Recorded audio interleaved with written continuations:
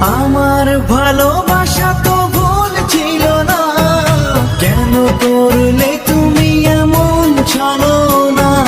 কি দোষে দোষী করে তুমি চলে যাও, অশান্ত মন আমার কিছু বুঝে না।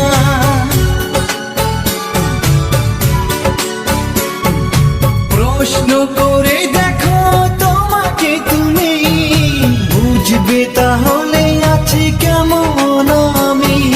তোমার গায়ে হলুদে কত কোলাহল, এদিকে আমার চোখে ঝরে শুধু জল।